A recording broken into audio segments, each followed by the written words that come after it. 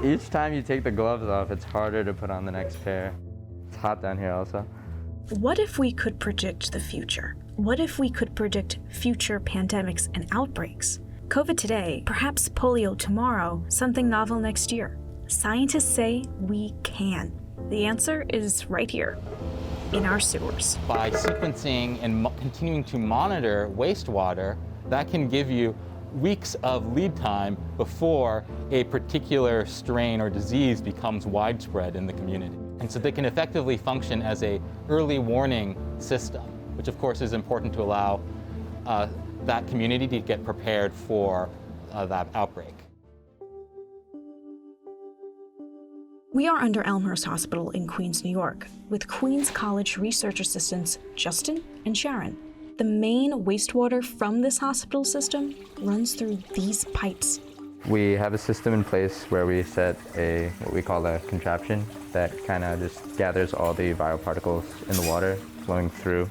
That contraption is placed inside the pipe to collect wastewater for 24 hours. A mesh traps the viruses. We let it drain, and then we look for influenza. We look for, obviously, coronavirus. I believe we're starting to look into monkeypox now. The wastewater surveillance program started with New York City Health and now has spread to 11 hospitals across the city. The biggest challenges around processing wastewater samples is that it's a much more involved task to collect those sets of samples. It's not as simple as swabbing a person. You're actually collecting this from wastewater. After we place our cartridges in the stabilizing solution, we bring it over to the lab and we process it. Another collection site is a manhole near Queens Hospital, and the way they collect these samples requires a little extra effort. At Elmhurst, we have a high flow rate, so we need to protect our device with an extra layer of steel tubing. And here, it's actually a manhole that we can open and lower our device indirectly. You will see the smaller mesh tubes floating freely in the sewage. So here we have more room to work with. All the wastewater from the hospital, it passes through this point and flows outside to the city sewage. Next, the samples are taken to the Queens College CUNY Wastewater Epidemiology Lab. Welcome to the Dennehy lab. So this is our processing team, and this is Jonathan, Jade. So we don't need the body of the virus. We need what's inside, which is your RNA or DNA. Jade is now basically adding another chemical, and she will spin it, and you will see that the pink solution separates into different layers.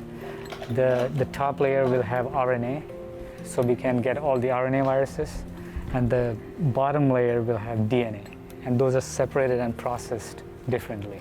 Our wastewater surveillance program has been able to allow us to know 10 to 14 days in advance what's going to happen clinically and what's going to show up in our patient population. We've consistently seen trends where our wastewater can detect either upticks or even downticks of COVID and influenza.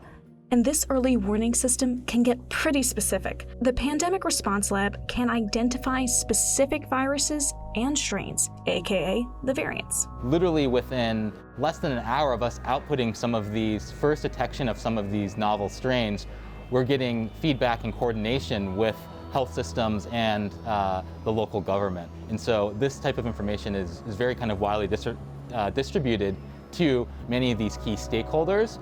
This helps us maintain a sustainable way of being able to approach any of these public health emergencies in the future. Now that we have this in place, we can also apply it to other things, not just COVID surveillance or influenza. We can go beyond that. We can go beyond monkeypox surveillance and polio surveillance, as well as antibacterial resistance.